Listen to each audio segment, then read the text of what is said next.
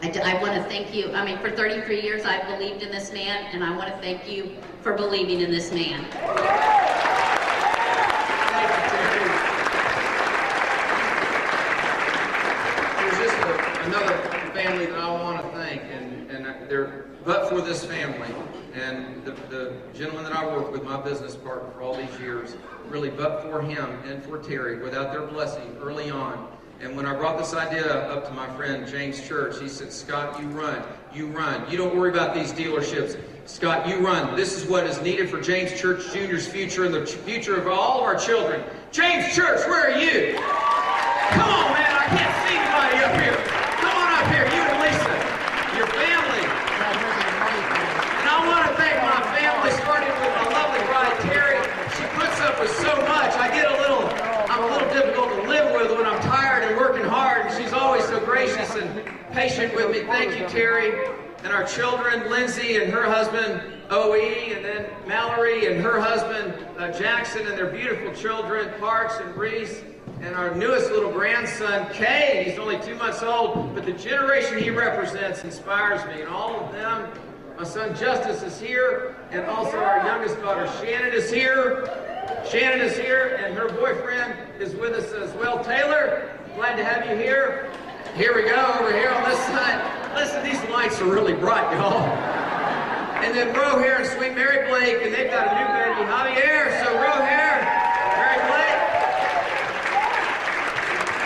You know, my favorite veteran, a lot of y'all know me so well. When I mention my favorite veteran, you know who I'm referring to.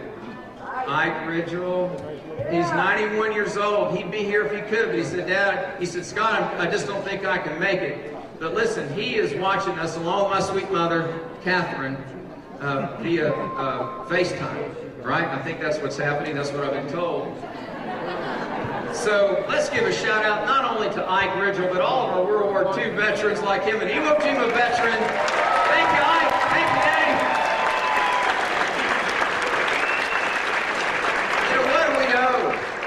I'm really mindful of this, and I ask that you wrestle with this just a moment. What do we owe our men and women in uniform who have served? What do we owe the families of the fallen? Yeah, everything. No, there's my dad right there looking at him. Hey, Daddy. And salute, sir. All right. Well, I want you to know something. I wrestle with this question, and I would submit that it's a question that each and every one of us needs to wrestle with. What do we owe those who have served and are serving now? Well, for me, this is how I think about it and how I answer it, is that we need to be willing to fight for right here that for which they are fighting for on the battlefield. And that is the elevation of our United States Constitution and all that it represents, the Declaration of Independence, that all men are created equal, and this pursuit of liberty and the pursuit of happiness and the elevation of freedom. I'm more mindful with each and every day that passes as I look across the world at some of the very difficult things that are unfolding. That this precious word, freedom, it is not a quaint term that was just used by our founding fathers and our founding mothers. And though we have been on this imperfect journey as an American people, and I think you know what I mean by that, we got more work to do in some areas. But we are on this noble experiment, as our founding fathers described it. And it is up to us, and indeed up to every American generation, the duty to pass on and actually strengthen liberty and advance freedom does not escape any one generation, and it has not escaped our generation.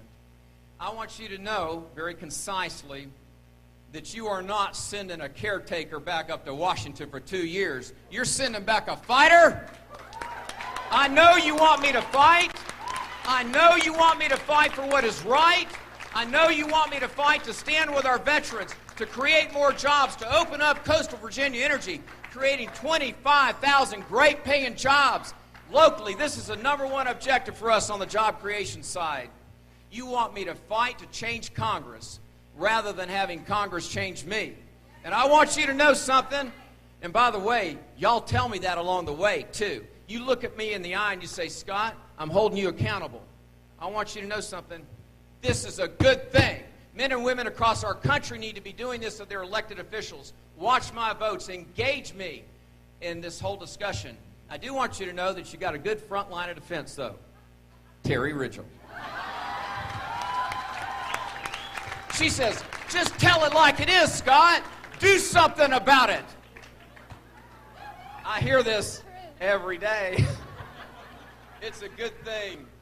You know, I tell our folks, and I see our congressional staff here, appreciate you volunteering your time to be here.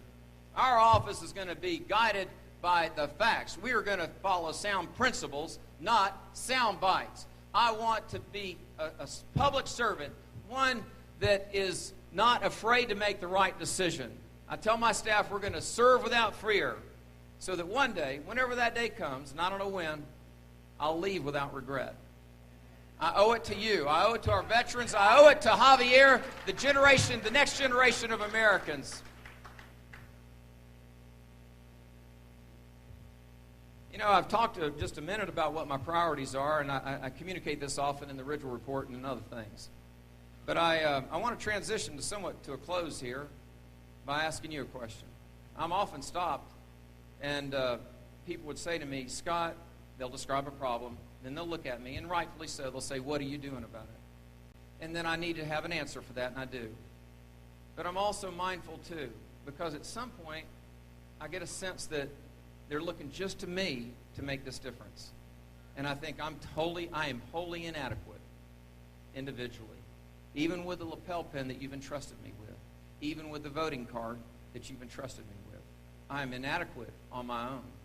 But I am not a man without hope, because my hope comes from this. First, as my faith directs me, God is not perplexed by what's going on in America. So I'd ask that you pray for your country.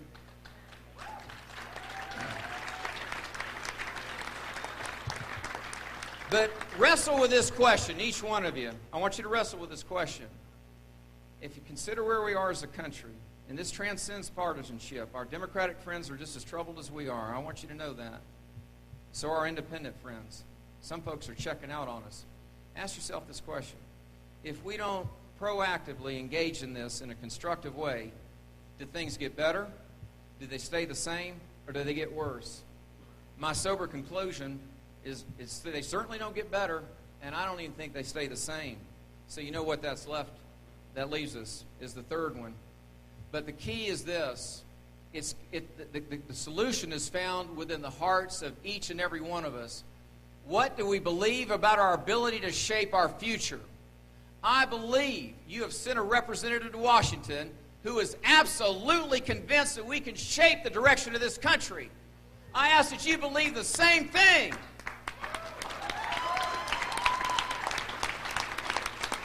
I am fully mindful of the challenges that are before us, but are they any greater than face the Continental Army? George Washington was away from his home that he loved so much, Mount Vernon, for 7 years. He came home for about a week or so.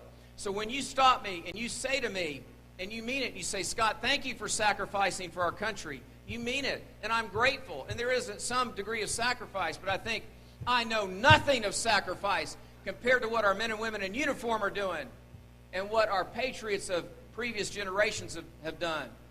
So when I'm an old fella and I get to be 91 or so like my daddy, I want my grandchildren, when they say, Grandfather, where were you when it got really bumpy in America? I want to be able to give them a definitive answer and a clear answer.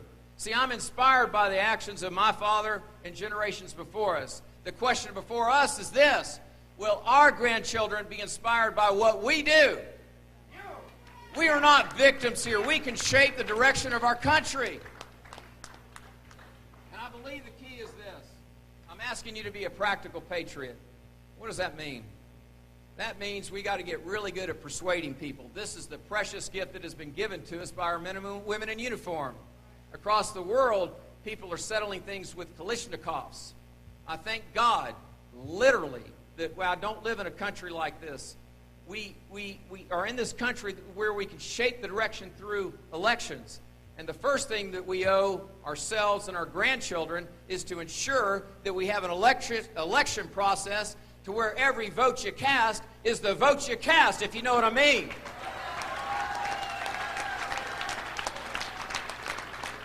And we'll get that right, and that's all I'm going to say about that. It means getting really good at persuading people. I love this quote by President Lincoln, he was only 33 when he said it. He said that he's widely regarded as the most persuasive president that we've ever had. He put it this way: when the conduct of men is designed to be influenced, persuasion, kind, what an interesting word. Kind, unassuming persuasion should ever be adopted. When I came across that speech, and I reflected on these words that President Lincoln, Abraham Lincoln, wrote when he was just 33 years old. Again, widely considered to be the most persuasive president that we've ever had. When the conduct of men is designed to be influenced, persuasion, kind, unassuming persuasion should ever be adopted. See, in serving you, I believe this: civility is not weakness. I believe that we can make our point in a persuasive way, and we need to know when we're presented with a false premise. And I'll tell you, there's one that I want to point out tonight that I will never accept, and that is that the values and the things that we think are really good for our fellow citizens, that we cannot win the vote of an increasingly diverse America. I'm convinced that we can as Republicans if we learn how to be persuasive in our speech. This is important stuff that I'm sharing with you from the front lines. We've got to believe this, and I've seen it happen in Virginia's 2nd Congressional District, and this is why I'm so encouraged about our future. Now, I've referred to y'all as Team Rigell. So, though I never played football, let me for a moment kind of be your captain. And here's the play that I'm calling for all of you tonight. As we go into 2015, I want you to love your neighbor. I want you to fight for your country, and may God bless America and those who keep her free. Thank you so much. I'm honored to be your representative. Thank you. Thank y'all.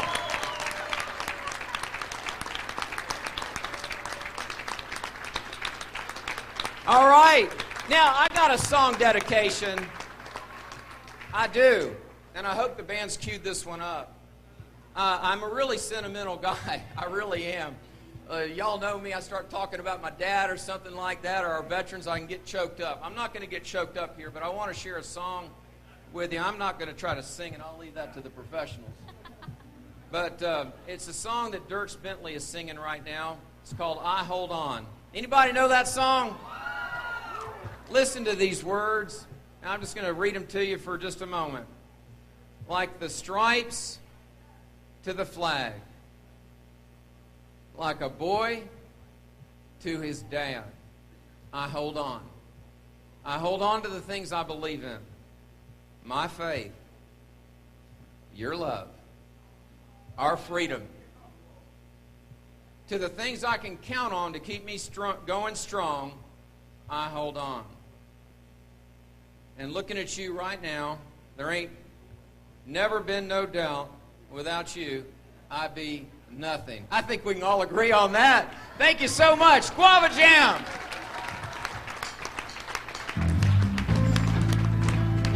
All right. We love y'all from the bottom of our heart. Thank y'all so much. I'm going to fight for you in 2015 and 2016. Don't go somewhere too far. You're going to play with us in a minute. We'll play a song. It's just an old beat-up truck. Some say I should trade up. Now I got some jangle in my pocket. What they don't understand is the mind. The man who made that thing in for a rocket. What they don't know is my dad beat. We drove her down to Tennessee. She's still here now. He's gone. So I Hold on. It's just an old beat-up box, rusty strings across the top. Probably don't look like much to you. These dents and scratches. Where's Terry? Yeah, that's what makes it sound so good. It's better than brand new. You see this here flat top guitar at my back in a million bars, singing every comfort song. So I hold on to the things I believe in. My faith, your love, my freedom.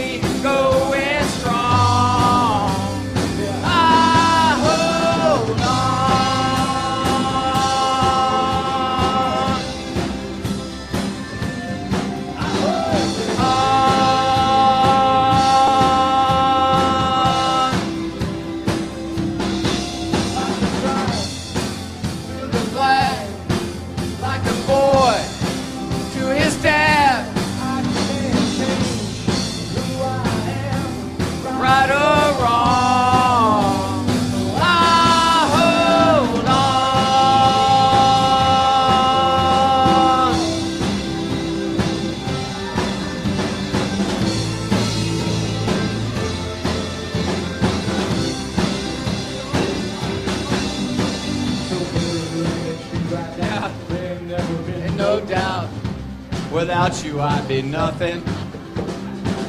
Things that figured out. Hey, let me tell you something. I hold on. Can you hear me? I hold on. Can you hear me, baby? I hold on. I hold on to the things I believe in. My faith, your love, my freedom. To the things I can count on to keep me going strong. I believe in. My faith, your love, my freedom. Things I can count on to keep me going strong. I hold on.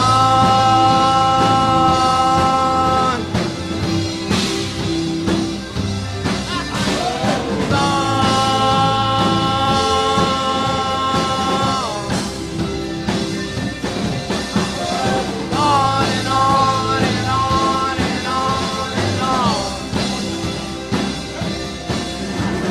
On and on and on and on and on.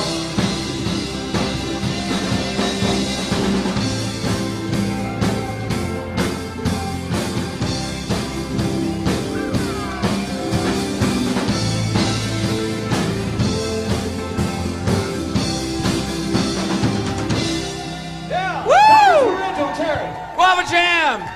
Hey, we want to stump the